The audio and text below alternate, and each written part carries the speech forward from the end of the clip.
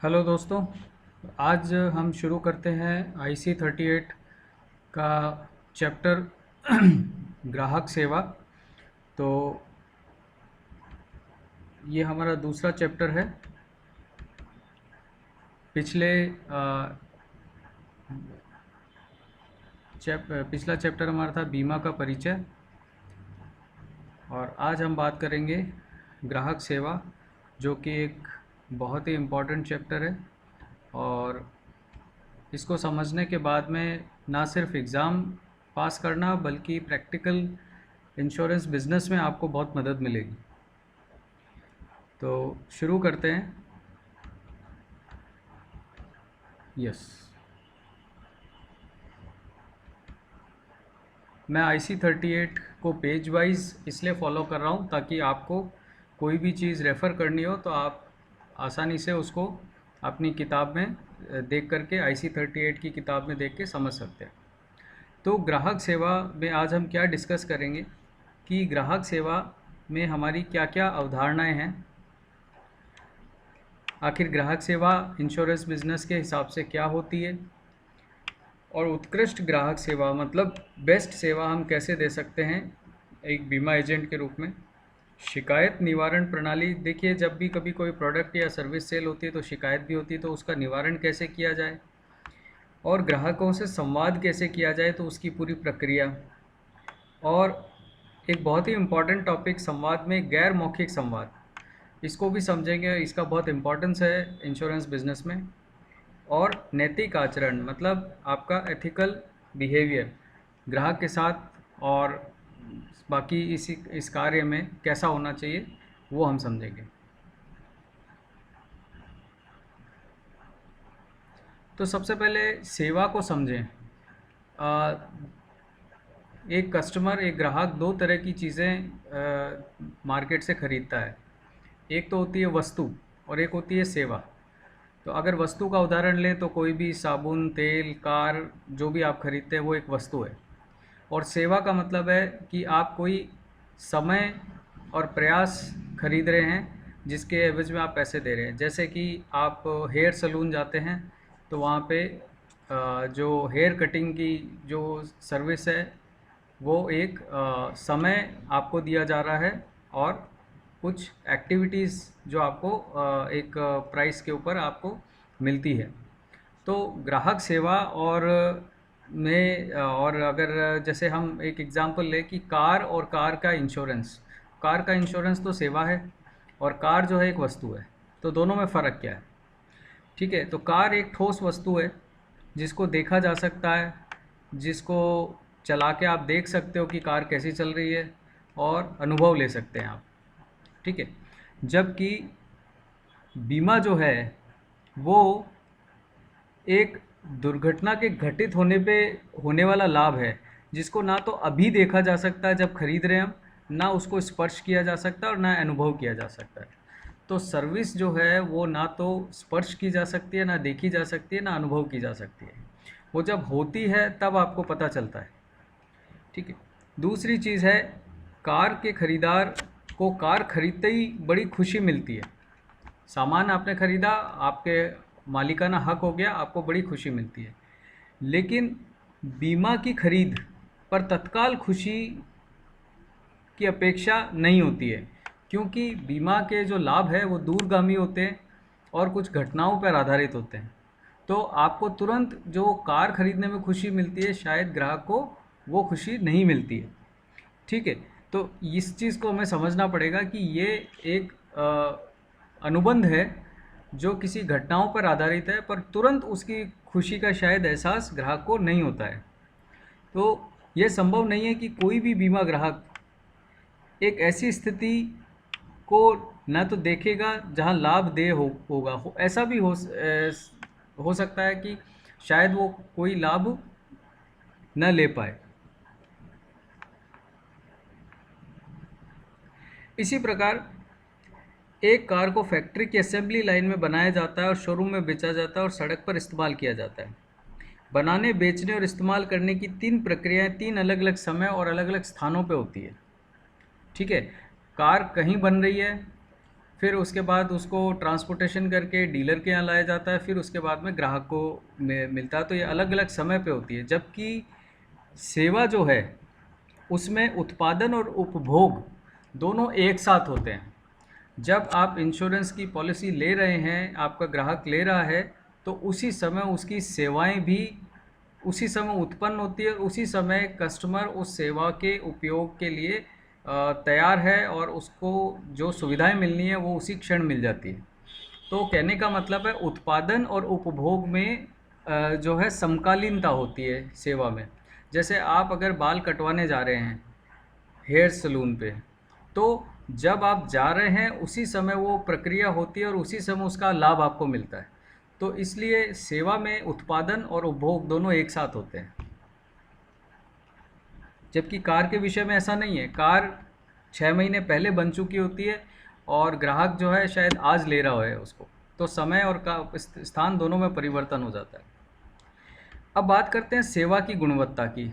सेवा हम समझ गए, लेकिन उसकी गुणवत्ता भी बहुत मायने रखती है, क्योंकि अगर सेवा की गुणवत्ता अच्छी नहीं होगी तो ग्राहक को संतुष्टि नहीं मिलेगी, या उसे ऐसा फील होगा कि उसने जो प्राइस दी है सेवाओं की, उसको उसका वैल्यू नहीं मिला है, उसका मूल्य नहीं मिला है। तो हमें समझना होगा कि हमें सेवा की गुणवत्ता क्या रखनी है। तो सेवा की गुणवत्ताएं जो है उसके ये आधार हैं: विश्वसनीयता, जवाबदेही, आश्वासन, सहानुभूति और मूर्त वस्तुएं। तो हम एक एक करके समझते हैं। ये एक सर्वोकल एक नाम का मॉडल है जो सेवाओं के लिए एक बिजनेस मॉडल है, जो ये समझाता है कि सेवाओं में क्या क्या आना चाहिए जिससे ग्राहक को हम संतुष्ट कर सकें। तो सबसे पहला है विश्वसनीयता। विश्वसनीयता का मतलब ये है कि जब आप कुछ एज ए इंश्योरेंस एडवाइज़र या और कोई सर्विस प्रदान कर रहे हैं ग्राहक को, तो उसे आप पे विश्वास होगा तभी जब आप भरोसे के साथ और सही ढंग से उसको पूरी क्षमता के साथ सारी चीज़ों को समझा सकते हैं और बात रख सकते हैं उनके सामने। और यह विश्वास की विश्वसनीयता ही जो है हमें आगे के मुकाम पे ले जाती है कि वो ग्राहक हमसे जुड़ता है। जवाबदेही। जवाबदेही का मतलब ये होता है कि जब भी ग्राहक को हमारी सेवा की ज़रूरत हो, तो अभिकर्ता जो है वो अपनी सेवाएं देने के लिए और प्रतिक्रिया देने के लिए उसके सामने उपस्थित है, और वो पूरी तरह से उस समस्या को निवारण के लिए स्वीकार करता है और उसको आगे बढ़ाता है, ताकि ग्राहक की जो भी क्वेरी है उसको सॉल्व किया जा सके, जो भी शिकायत है तो उसको प्रतिक्रिया अच्छे से दे, जल्दी से दे और अच्छे भावना के साथ उसको लेकर के करे। तो वो ग्राहक सेवा का एक बहुत महत्वपूर्ण घटक है जवाबदेही। फिर है आश्वासन। आश्वासन का मतलब होता है कि सेवा प्रदाताओं के ज्ञान, योग्यता और शिष्टाचार द्वारा भरोसा और विश्वास व्यक्त करने की क्षमता दर्शाता है। मतलब जब अब शिकायत ग्राहक ने करी है, तो आप अपने व्यवहार से, आप अपने काम करने के तरीके से, अपने नॉलेज के आधार पे, और जो भी आपकी योग्यता है, जो भी आपकी प्रोफेशनल क्वालिफ़िकेशन है उस प्रोफेशन को करने के लिए, उसके अनुसार एक अच्छी तरह से ग्राहक को सेवाएं देते हो, तो उससे उसका आश्वासन बढ़ता है। ठीक है, तो ये आपकी सेवा का एक बहुत महत्वपूर्ण भाग है। सहानुभूति। तो सहानुभूति का मतलब ये होता है कि ग्राहक को समस्या आ सकती है। देखिए, कोई भी प्रोडक्ट या सर्विस बिना समस्या के नहीं होगी।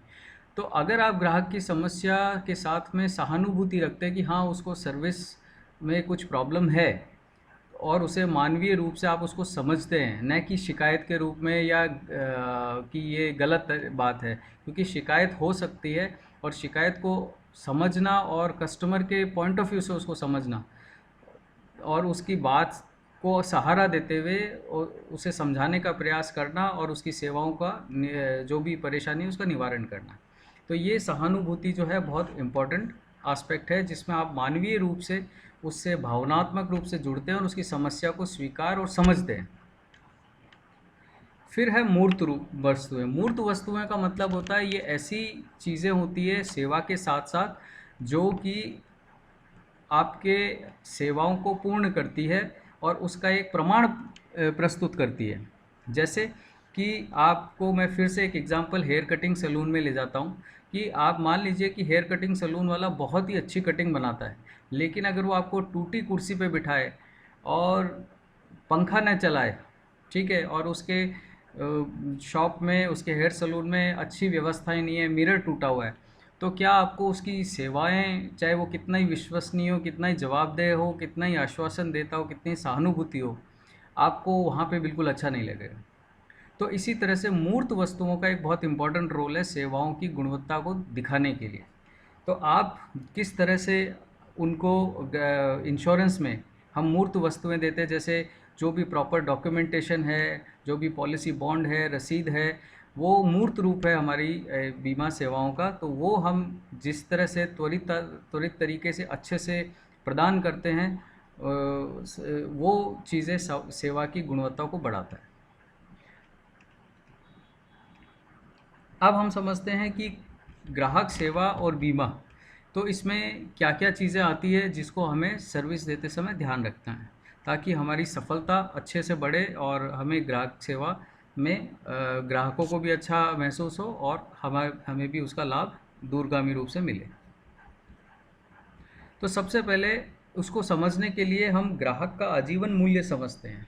ग्राहक एक वन टाइम कस्टमर नहीं होता है कि आपने उसको एक प्रोडक्ट बेच दिया और उसके बाद आप भूल जाएं उसको।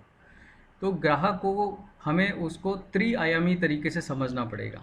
तो पहला आयाम है ऐतिहासिक मूल्य, कि ग्राहक ने के कि आज तक की परचेज हिस्ट्री क्या है हमारे साथ, या हमारी, जैसे मान लीजिए इंश्योरेंस की बात करें तो उसने पहले कितना इंश्योरेंस करा रखा है, कैसा इंश्योरेंस करा रखा है, उसकी कितनी प्रीमियम जा रही है, वो ऑलरेडी कौन कौन सी इंश्योरेंस पॉलिसी ले चुका है। ये सब का अध्ययन बहुत ज़रूरी है ताकि हमें पता चले कि वर्तमान में उसकी ज़रूरतें क्या है। तो हमें वर्तमान मूल्य उसका पता चले कि आज उसके व्यवसाय के अनुसार, उसकी स्थिति के अनुसार, आज उसकी आवश्यकता के अनुसार उसको कौन सा प्रोडक्ट दिया जा सकता है, वो आज का वर्तमान मूल्य है, जो जिसकी कीमत चुकाने के लिए जो प्रीमियम वो देगा वो उसका वर्तमान मूल्य होगा। लेकिन यहाँ से बाद हमें ये भी समझना है कि ग्राहक के कुछ संभावित मूल्य है जो भविष्य में है। ये भविष्य की बिजनेस अपॉर्चुनिटी है जो ग्राहक के साथ जुड़ी हुई है। वो भविष्य की जो बिजनेस अपॉर्चुनिटीज़ है, जो प्रोडक्ट्स वो ले सकता है भविष्य में, उन सब का भी अगर मूल्य जोड़ा जाए तो उसका संभावित मूल्य बनता है या भविष्य का मूल्य बनता है। तो ये तीनों को जब हम जोड़ते हैं तो ग्राहक का आजीवन मूल्य बनता है। तो हम ग्राहक के सिर्फ वर्तमान मूल्य पर ध्यान नहीं दे सकते, उसका ऐतिहासिक मूल्य और उसका संभावित मूल्य, इन तीनों पे हमें ध्यान देने की ज़रूरत है, तभी हमारी ग्राहक सेवा उत्कृष्ट या अच्छी होगी।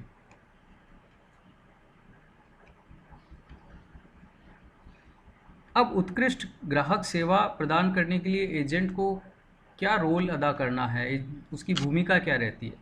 तो सबसे बड़ी जो उसकी भूमिका में जो पहले नंबर पे है वो सर्वोत्तम सलाह। तो जो भी परिस्थिति है ग्राहक की, उसके ऐतिहासिक मूल्य की, उसके वर्तमान मूल्य की और उसके संभावित मूल्य की, उसको देखते हुए उसे ग्राहक को एक अच्छी एडवाइस, बढ़िया एडवाइस जो उसके दायरे में, उसकी समझ के अनुसार, योग्यता के अनुसार वो बता सकता है, वो उसे बताना चाहिए। भले ही उसमें उसके खुद का कमर्शियल हित थोड़ा कम हो या और ज़्यादा कम हो, लेकिन ग्राहक की को हमें सर्वोत्तम सलाह देनी चाहिए।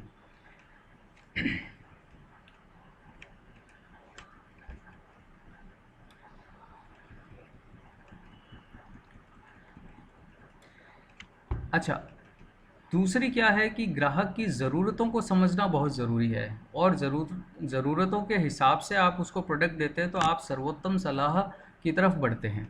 लेकिन कई ऐसे प्रोडक्ट्स हैं मार्केट में जिनके लिए हमें ग्राहक को सर्वोत्तम सलाह की बजाय उसको अनिवार्य रूप से कराना होता है वो काम। जैसे भारत में तृतीय पक्ष के विरुद्ध मोटर बीमा कानून, थर्ड पार्टी इंश्योरेंस बोलते हैं इसको, वो करवाना अनिवार्य है। तो यहाँ पे को जो है ये कंपलसरी होता है कि उसको कराना है, नहीं तो वो सड़क पे गाड़ी नहीं चला सकता, अपना मोटर वाहन नहीं चला सकता है। ठीक है, तो अगर कोई दुर्घटना हो गई तो अगर ये बीमा नहीं कराया होगा तो इससे कानूनी रूप से आप जो है कई प्रावधान, कड़े प्रावधान है जिसकी वजह से बहुत हानि हो सकती है। तो ये हमेशा कई ऐसी चीज़ें हैं जो हमें करानी ज़रूरी होती है।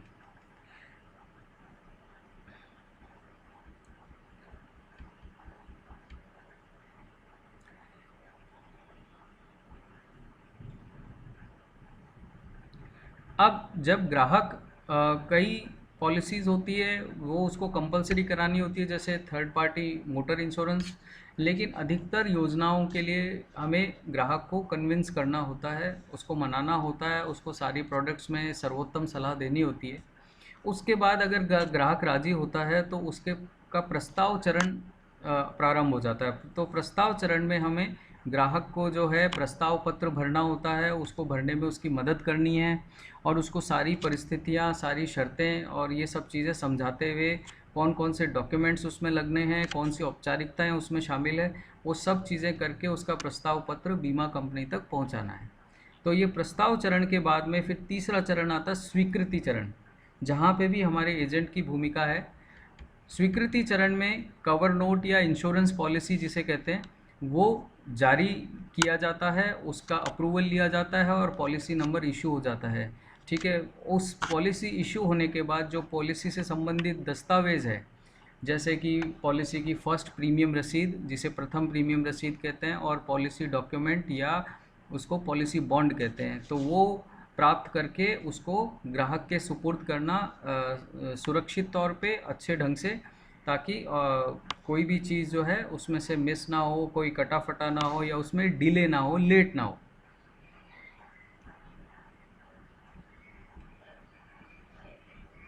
उसके बाद जो है इसी का तीसरा भाग जो है वो है पॉलिसी नवीनीकरण। जब पॉलिसी इशू हो गई, ग्राहक की पॉलिसी जमा हो गई, आपने डॉक्यूमेंटेशन दे दिया, चूँकि पॉलिसी इंश्योरेंस पॉलिसीज़ लंबे समय की होती है, 10 साल, 15 साल, 20 साल, 25 साल या उससे ज़्यादा की, तो उसको लगातार प्रीमियम जमा करवाने आदि की सुविधाएं चाहिए होती है। तो हालांकि कानूनी रूप से बीमा कंपनी या एजेंट बाध्य नहीं है नवीनीकरण के लिए, लेकिन फिर भी एक नैतिक रूप से एक आचरण बनता है कि आप जो है ये सेवाएं दे सकते हैं, उनको पहले से रिमाइंडर दे सकते हैं ताकि उनको अचानक से प्रीमियम इकट्ठा करने में दिक्कत ना हो और सही समय पे उसका प्रीमियम जमा करवाएं ताकि उसकी पेनल्टी उस पर ना लगे। फिर अंतिम जो सेवा जो हमें देनी होती है एज ए इंश्योरेंस एजेंट, दावा चरण। दावा चरण में ये होता है कि पॉलिसी के जो भी बेनिफिट्स हैं जो पॉलिसी होल्डर को मिलने हैं, जैसे उसका अगर डेथ हो गई है तो उसके नॉमिनी को उसका डेथ क्लेम, अगर डेथ नहीं हो तो उसकी मैच्योरिटी क्लेम, या फिर कोई और तरह का क्लेम जिसमें लोन हो सकता है, लोन भी पॉलिसी होल्डर ले सकता है। पॉलिसी होल्डर पॉलिसी को बीच में बंद करा के उसको पैसा चाहिए, तो वो जो भी सेवाएं उसको चाहिए दावा लेने के लिए, अपने लाभ लेने के लिए, अपनी धनराशि लेने के लिए, उसमें एजेंट का की महत्वपूर्ण भूमिका है, क्योंकि इसी दिन के लिए उसने पॉलिसी ली थी कि वो आज अपना दावा पेश कर सके और अपनी धनराशि ले जा सके। तो वहाँ पे भी आपको चौकस होकर के एक अच्छी सर्विस देने का उदाहरण पेश करना चाहिए। अब जब ग्राहक सेवाएं हैं या कोई प्रोडक्ट और कस्टमर से हमारी डीलिंग है तो कभी कभार शिकायतें भी आती है, तो उन शिकायतों का निवारण जो है वो करना बहुत ज़रूरी होता है और उसका सिस्टम क्या है वो हमें समझना बहुत ज़रूरी है।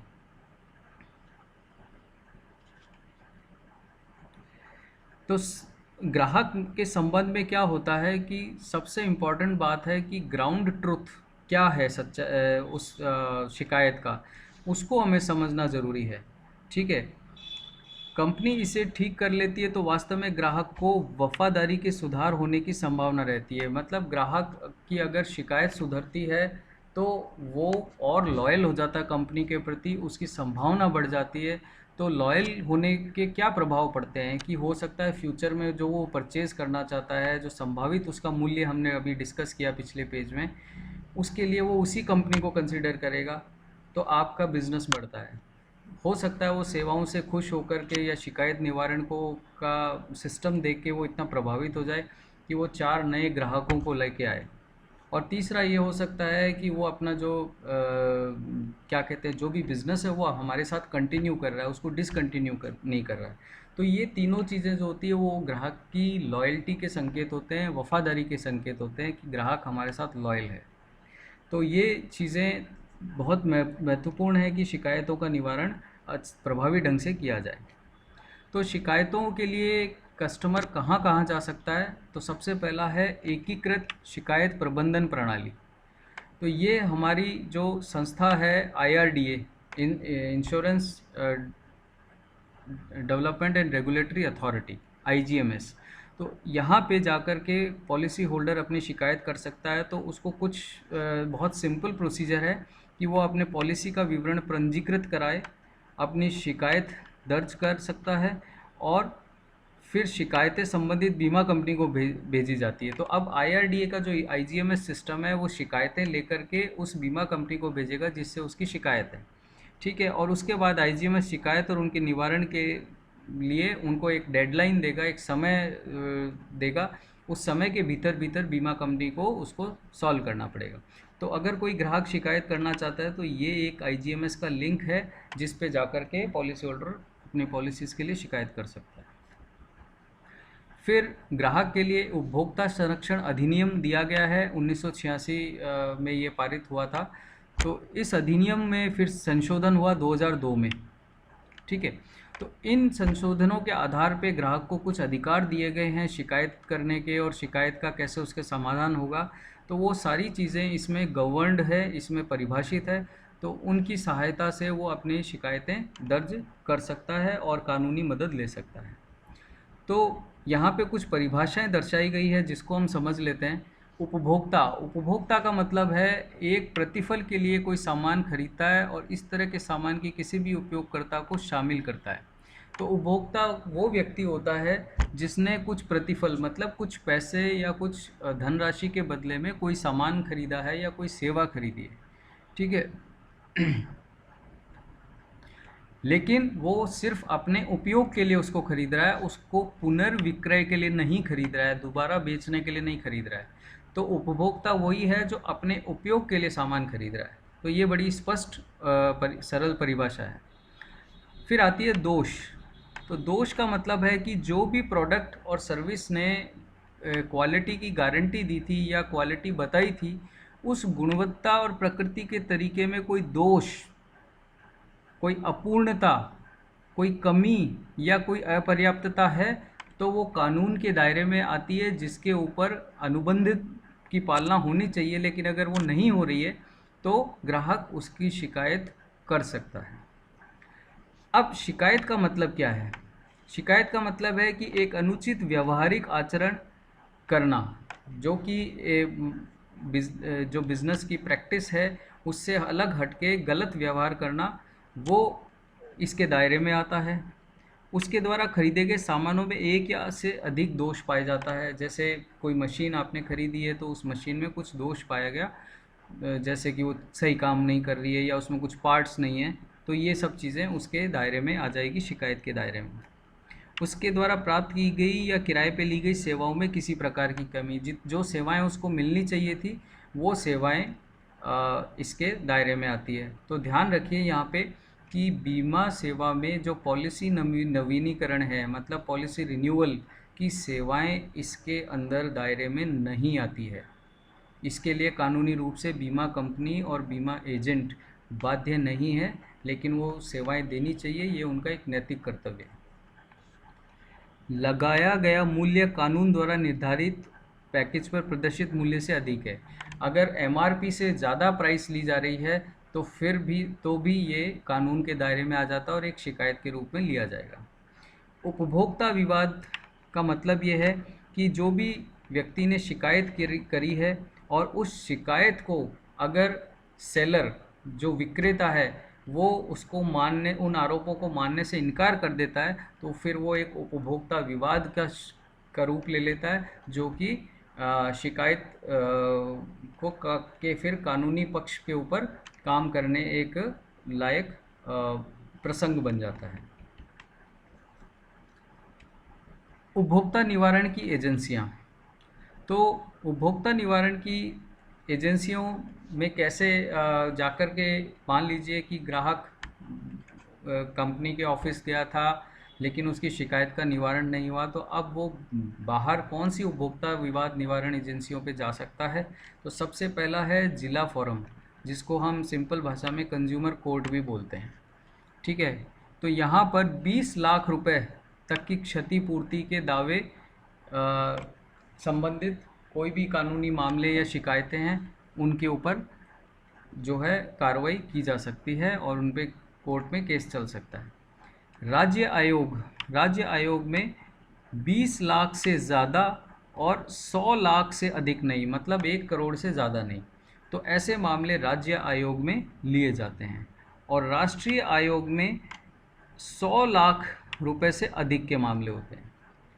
ठीक है, तो इन तीनों स्तरों पे जाकर के कस्टमर शिकायत करके अपनी कानूनी पक्ष की कानूनी सहायता ले सकता है। शिकायत दर्ज करने की प्रक्रिया क्या है? यह बहुत ही सिंपल है, बहुत ही सरल है। देखिए, सबसे पहले इसको समझना चाहिए कि बहुत सरल है और इसमें कोई शुल्क नहीं लगता है। अगर कंज्यूमर कोर्ट, राज्य आयोग और राष्ट्रीय आयोग में शिकायत करनी है तो उसके लिए कोई भी शुल्क नहीं देना होता है।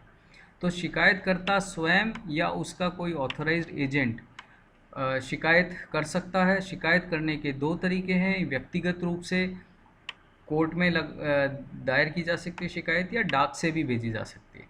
ठीक है, और शिकायत दायर करने के लिए किसी वकील की आवश्यकता नहीं है, कस्टमर खुद डायरेक्ट जाकर के अपनी शिकायत दे सकता है, तो वकील की उसको ज़रूरत नहीं होती है।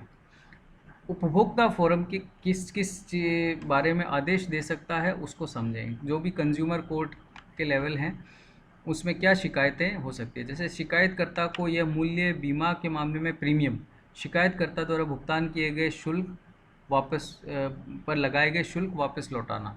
तो कोई चार्जेस, एक्स्ट्रा चार्जेस ऐसे लगाए जो कस्टमर को लगते हैं कि ये नहीं लगाए जाने चाहिए थे, तो उसकी वापसी के लिए वो शिकायत कर सकता है।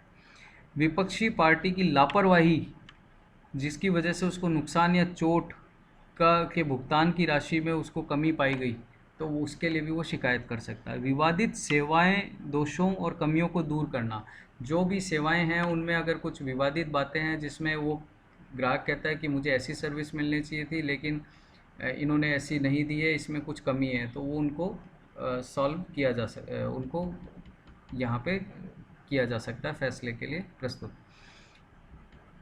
अनुचित व्यापार आचरण या प्रतिबंधात्मक व्यापार आचरण, तो ऐसा आचरण जो कि कानून में अलाउ नहीं है और उस तरह का अगर व्यवहार होता है तो वो व्यवहार भी यहाँ शिकायत के रूप में आ सकता है। पार्टियों को पर्याप्त लागत के लिए प्रावधान करना।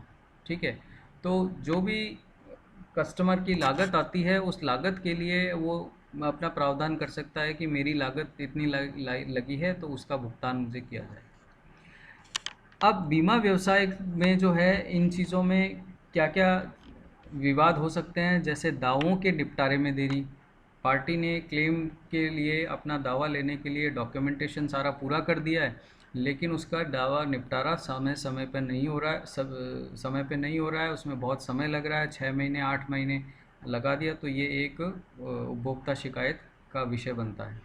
दावों का निपटारा ही नहीं करना, डॉक्यूमेंटेशंस दे दिए लेकिन आपने प्रक्रिया ही नहीं करी और उसका निपटारा नहीं कर रहे हैं। दावे को अस्वीकार कर देना। ठीक है, हानि की मात्रा, हानि ज़्यादा हुई लेकिन क्लेम दावा कम मिला, तो उसके लिए भी ये शिकायत के दायरे में आ जाता है। पॉलिसी के नियम और शर्तें आदि जिन पे कस्टमर को ऑब्जेक्शन हो सकता है तो उसके लिए भी वो उपभोक्ता मंच में जा सकता है।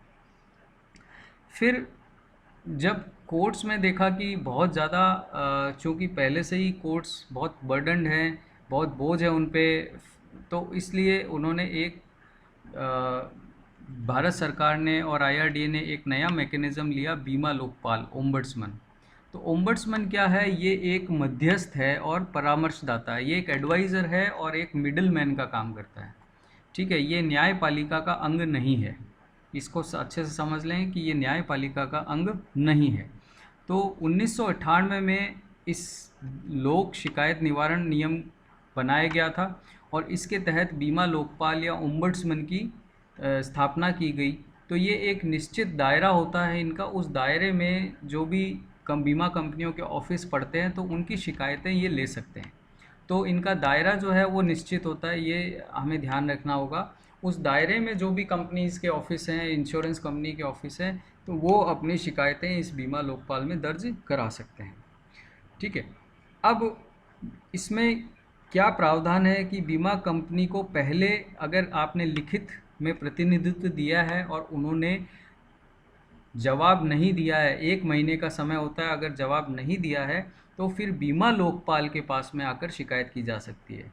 तो बीमा लोकपाल पे आने से पहले आपने बीमा कंपनी में लिखित रूप से शिकायत कर देनी चाहिए और उसके 1 महीने में भी अगर आपको जवाब या संतुष्टि नहीं मिलती है या जो जवाब मिलता है वो संतुष्टिजनक नहीं है तो आप बीमा लोकपाल के पास शिकायत लेके जा सकते हैं। लोकपाल की अनुशंसाएं। लोकपाल जो है के पास जब भी शिकायत आएगी तो 1 महीने के भीतर वो अपनी सिफारिशें देगा। ठीक है। उसके बाद इसकी जो प्रतियां हैं शिकायतकर्ता और बीमाकर्ता दोनों को वो भेजेंगे, बीमा लोकपाल भेजेगा। फिर सिफारिशों को लागू कराने के लिए 15 दिनों के भीतर शिकायतकर्ता द्वारा लिखित रूप से स्वीकार किया जाना चाहिए।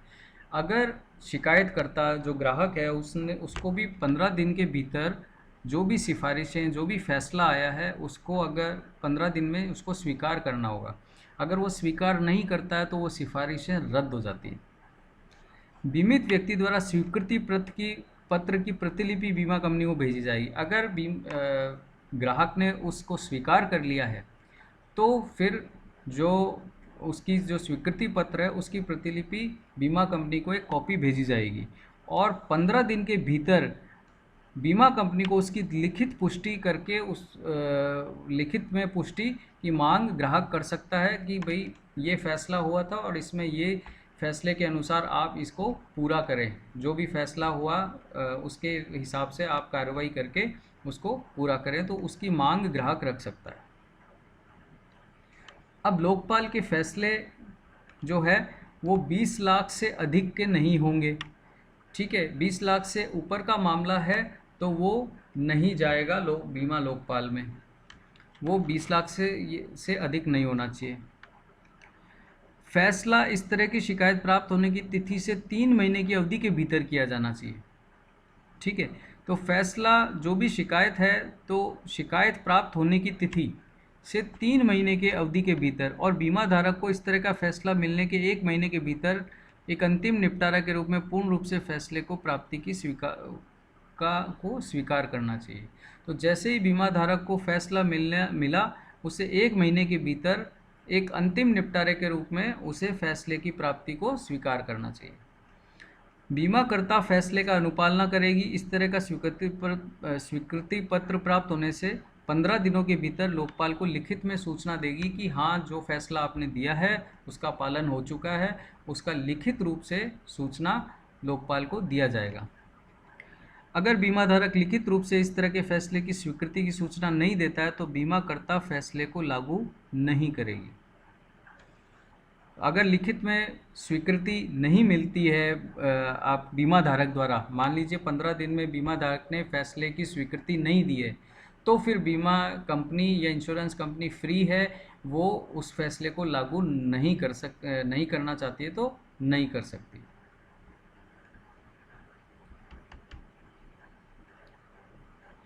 अब ग्राहक सेवा में संचार कौशल जो है, संचार एक बहुत बड़ी चीज़ है जिससे आपके करियर पे फ़र्क पड़ता है कि आप कितना सक्सेसफुल होते हैं। तो संचार का मतलब है कम्युनिकेशन, बातचीत करना। तो आपका ग्राहकों से आपकी बातचीत करना उसका एक कौशल है। उस कौशल पे के क्या क्या एलिमेंट्स हैं उसको हम समझेंगे और इसको हम यूज़ करके कैसे अपने प्रोफेशन में आगे बढ़ सकते हैं वो भी समझेंगे। तो सबसे पहले संचार और ग्राहक संबंध। अब जितना आपका स्पष्ट जितना आपका ग्राहक को संतुष्टि और विश्वास आप पे कायम करना है, उतना ही आपका संचार जो है ग्राहक के साथ में संचार जो है अच्छा होना चाहिए।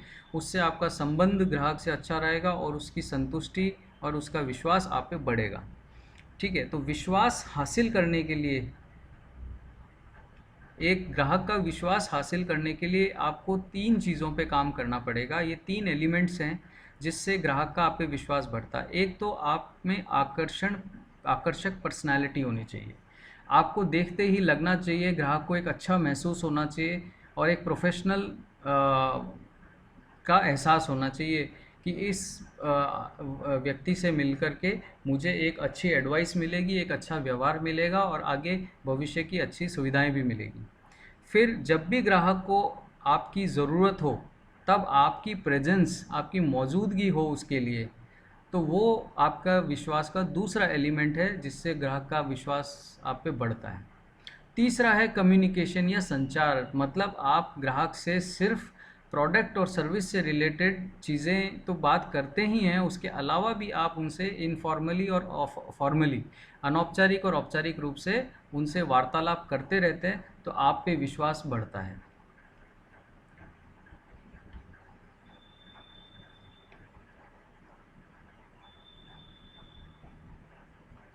आप संचार की प्रक्रिया को समझते हैं, तो संचार की प्रक्रिया में पहले हमें संचार के रूप को समझना होगा कि संचार या कम्युनिकेशन किस किस फॉर्म में होता है। तो एक तो होता मौखिक, एक होता लिखित, एक गैर मौखिक और एक शारीरिक भाषा मतलब बॉडी लैंग्वेज। तो मौखिक, लिखित, गैर मौखिक और शारीरिक या भाषा का प्रयोग, तो कैसे ये रोल प्ले करते हैं आपके ग्राहक और आपके बीच में संबंध बनाने में, उनको स्ट्रॉन्ग करने में, वो हम समझते हैं।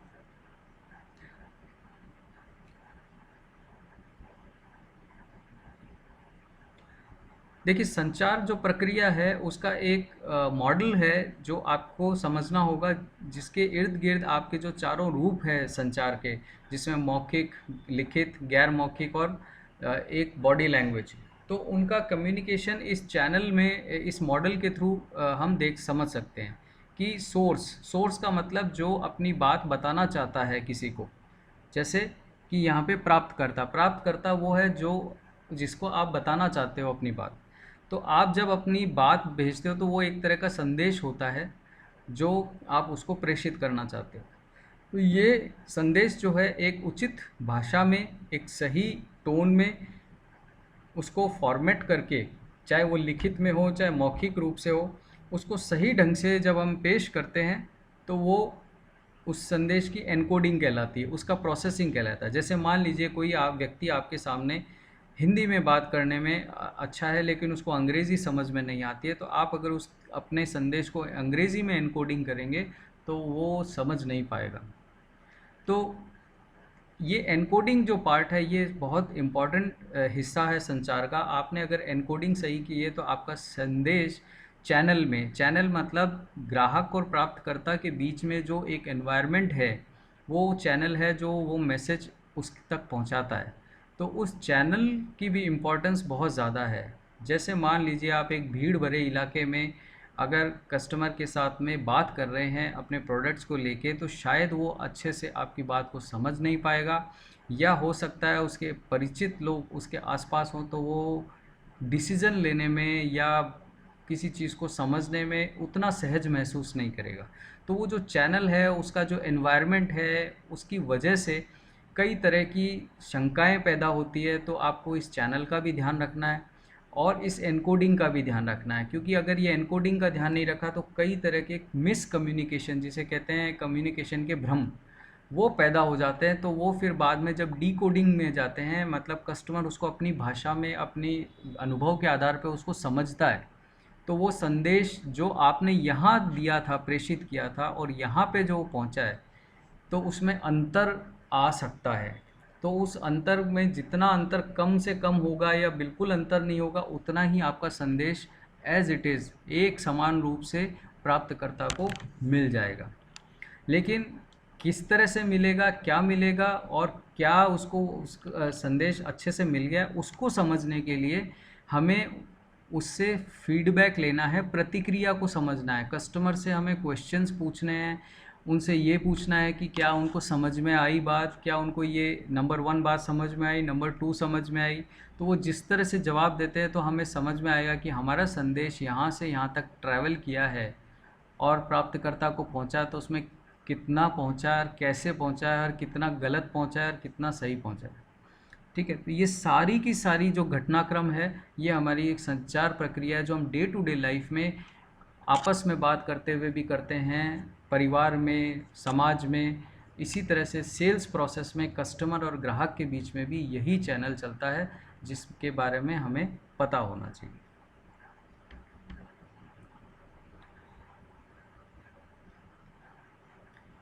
अब हमारे जो संचार है वो प्रभावशाली होना चाहिए, लेकिन उस प्रभावशाली संचार में कुछ डिस्टरबेंसेस होते हैं, बाधाएं होती है। उन बाधाओं को हमें जो है दूर करना होता है। जैसे कि मैंने एक एग्जांपल बताया कि हो सकता है भाषाओं का जो है अंतर हो, प्रेषक को भाषा जो आती है वो उसको नहीं आती है, प्राप्तकर्ता को, तो वो एक चुनौती है उससे। या फिर आप जिस तरीके से उसको समझा रहे हैं, हो सकता है वो उससे ऑफेंडेड फील कर रहा हो, या आपका जो पहनावा है, आपके जो बोलने का तरीका है वो उसको सही नहीं लग रहा है। तो ये सब बाधाएं हैं जिनको ध्यान में रखते हुए अगर आप उन बाधाओं को हटाएंगे तो आपका कम्युनिकेशन उतना ही प्रभावशाली होगा, उतनी ही आपकी बात का प्रभाव जो है आपके ग्राहक पे पॉजिटिव रूप में पड़ेगा। तो ये बाधाएं हटाना बहुत ज़रूरी है। अब गैर मौखिक संवाद को हम समझते हैं। गैर मौखिक संवाद क्या होता है कि ये ऐसा संवाद होता है जो बोल के या लिख के नहीं होता है, जो वास्तव में बहुत शुरुआती स्तर पे होता है, लेकिन इसका प्रभाव जो होता है वो आपके 90% संचार के समय को प्रभावित करता है, या उससे ज़्यादा भी प्रभावित करता है। जैसे कि कोई बहुत ही अच्छा वक्ता हो सकता है, लेकिन अगर वो आकर्षक ढंग से नहीं उसने कपड़े पहने हैं, अच्छे ढंग से उसने प्रोफेशनल ड्रेसिंग नहीं करी है, या उचित तरीके से वो पेश नहीं होता है, या समय पे वो नहीं आया है, ठीक है, तो जोशपूर्ण या आत्मविश्वासी या एकदम स्माइल लेकर के वो आपसे बात नहीं करता है, तो ये सब चीज़ें क्या है? ये सब चीज़ें जो है आपका गैर मौखिक परिचय है। आपने बोला नहीं, लेकिन उसको देख कर के आपके ग्राहक ने या आपके प्रोस्पेक्ट ने आपके बारे में ओपिनियन बना ली कि आप सही आदमी नहीं हो जिससे डील करना चाहिए। लेकिन यही उल्टा अगर आप समय पे पहुंचते हैं, एकदम प्रोफेशनल ढंग से, एकदम अच्छे तरीके से मिलते हैं, आपका सब कपड़े साफ़ सुथरे हैं, आप स्वच्छता से हैं, और आप जोशपूर्ण, आत्मविश्वासी, एकदम स्माइल के साथ में बात कर रहे हैं, तो आपका जो है एक तरह से प्रभाव बहुत ज़्यादा पड़ता है, और कस्टमर जो है आपके लिए इंटरनली बहुत पॉजिटिव हो जाता है।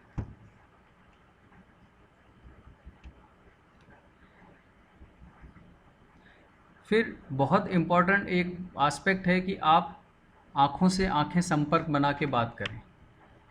आप अगर खड़े होके बात कर रहे हैं तो सीधे खड़े होके बात कर सकते हैं, आप बैठे हैं तो आपकी कमर सीधी होनी चाहिए। गर्म जोशी से हाथ मिलाते हुए बात करें, और जो जैसा भी है आपका जो भी मिलने का तरीका है उसमें गर्म जोशी होनी चाहिए। और आलोचनाओं जैसे कोई चीज़ें हैं उनमें आप आगे ना बढ़ें। कोई पार्टी, कोई पक्ष की बात ना करें, ना उसकी आलोचना में शामिल हो, ना उसकी प्रशंसा में, क्योंकि आपका काम वो नहीं है। तो वो नहीं करेंगे तो आप सकारात्मक बने रहेंगे। अगर उसमें इन्वॉल्व हो जाएंगे तो सकारात्मकता कम होती है या कभी कभी नेगेटिव हो जाती है। दूसरों में रुचि लें। रुचि कैसे लें कि ग्राहक से बात करने में सबसे पहले प्रोडक्ट नहीं रखना चाहिए, ग्राहक की रुचियों का अध्ययन करना चाहिए। ग्राहक क्या कर रहा है, कैसे काम करता है, उसका प्रोफेशन क्या है, वो किस परिस्थिति में है, ठीक है, उसके बारे में समझना चाहिए, उसके बारे में जानना चाहिए। तो इससे क्या होता है कि ग्राहक का आपके प्रति संबंध बढ़ता है और आपके प्रति पॉजिटिव रुख बनता है। अब बात करते हैं शारीरिक भाषा की। शारीरिक भाषा मतलब बॉडी लैंग्वेज। बॉडी लैंग्वेज मतलब आप किस तरह की बातें करते हुए हरकतें कर रहे हैं, किस तरह के भाव हैं, किस तरह की मुद्राएं हैं, किस तरह से आप बैठ रहे हैं, चल रहे हैं, बात कर रहे हैं, और किस तरह से अपना व्यवहार कर रहे हैं। तो वो सारी चीज़ें जो होती है वो शारीरिक भाषा का एक पार्ट होती है जिसको बोलते हैं बॉडी लैंग्वेज। वो आपकी बॉडी से झलकता है, आपको बोलने की ज़रूरत नहीं होती। ठीक है, तो वो आपके जैसे आप बहुत आत्मविश्वासी हैं, ठीक है, आपके बातों में विश्वास झलकता है, जो भी प्रोडक्ट या जो भी चीज़ आप प्रेजेंट कर रहे हैं उसमें आप बहुत अच्छे और विश्वास के साथ उसको बोल रहे हैं, तो उनको भी आपके प्रोडक्ट पे कॉन्फिडेंस आता है। फिर आती है एक बहुत इम्पॉर्टेंट बात संचार की प्रक्रिया में, सुनने का कौशल। बोलने से ज़्यादा आपको सुनना आना चाहिए अच्छे से। तो सुनने का मतलब ये होता है कि आप ग्राहक को एक्टिवली सुन रहे हैं। एक तो होता है कि वो बोल रहे हैं, आप चुप हैं, लेकिन वो बोल रहे हैं और आप समझ भी रहे हैं और प्रतिक्रिया भी दे रहे हैं। तो ये तीनों चीज़ें अगर आप करते हैं, सक्रिय रूप से सुनने को क्या कहते हैं, एक तो आप उनकी बात पे ध्यान दे रहे हैं, ठीक है, तो सक्रिय रूप से सुनना ज़्यादा इम्पोर्टेंट है सिर्फ सुनने के।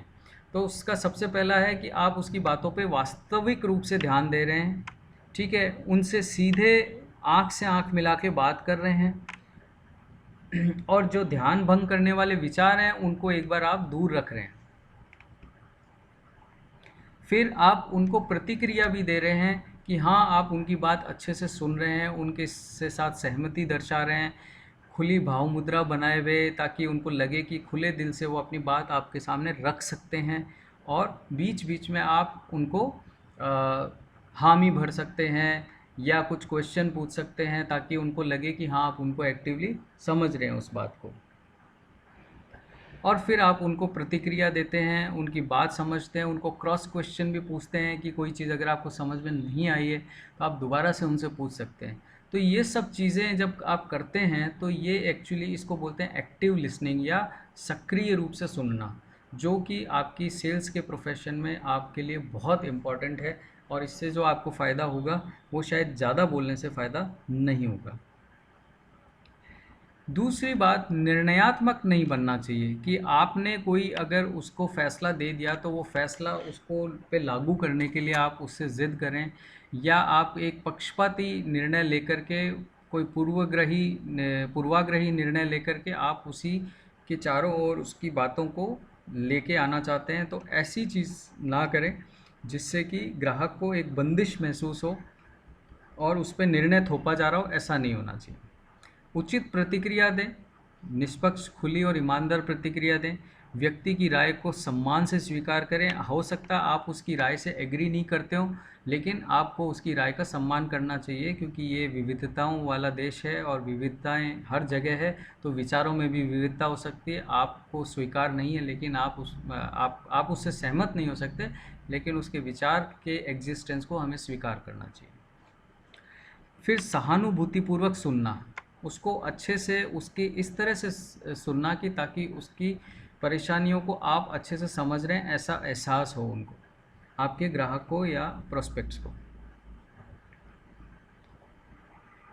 अब सब और इम्पॉर्टेंट जो बात आती है, नैतिक आचरण। तो नैतिक आचरण का मतलब ये होता है कि अनुचित आचरण से जो चीज़ होती है उसका नुकसान बहुत ज़्यादा होता है। जैसे एक कहावत है या कहा जाता है कि अगर आप एक ग्राहक को संतुष्ट करते हैं और या आपकी सेवाओं से, आपके प्रोडक्ट से संतुष्ट है, तो वो आपको 5 ग्राहक ला के देगा। लेकिन अगर आपसे ग्राहक एक नाराज़ हो गया आपकी प्रोडक्ट से या आपकी वस्तुओं से या आपकी सेवाओं से, तो वो 20 भावी ग्राहकों को आपके तक आने से रोक सकता है। तो नैतिक आचरण नहीं सही होने से आपके ऊपर जो नेगेटिव इम्पैक्ट पड़ता है वो ज़्यादा है, पॉजिटिव इम्पैक्ट उससे कम है। तो हमें नेगेटिव इम्पैक्ट की तरफ ध्यान नहीं देना है, ताकि हमारा नैतिक आचरण सही रहे, तो हमें उसका पॉजिटिव फ़ायदा मिले। जैसे कि हमारे इंश्योरेंस बिजनेस में क्या ज़रूरी है कि ग्राहक को सर्वोत्तम हितों को ध्यान में रखते हुए उसको राय देनी है, चाहे हमारे प्रत्यक्ष और अप्रत्यक्ष लाभ से ऊपर रख करके हमें उसको अच्छी सलाह देनी है। फिर ग्राहक के मामले में उसकी जो भी व्यावसायिक निजी जानकारी हो पूरी तरह से गोपनीय रहनी चाहिए। वो किसी भी हालत में किसी दूसरे व्यक्ति को या उसके संबंधी को उसको लीक नहीं होनी चाहिए। तो इस चीज़ का ध्यान भी हमें रखना बहुत ज़रूरी है। ग्राहकों को सूचित निर्णय करने में सक्षम बनाने के लिए सभी तथ्यों का पूर्ण और पर्याप्त रूप से खुलासा करें। तो जो भी बात है खुली तौर से सारी चीज़ें पक्ष रख करके उसके सामने रखना चाहिए।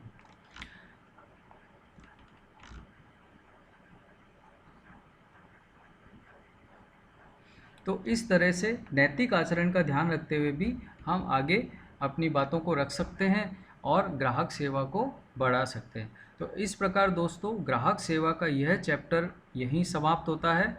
अब चैप्टर 3 में मिलेंगे। नमस्कार।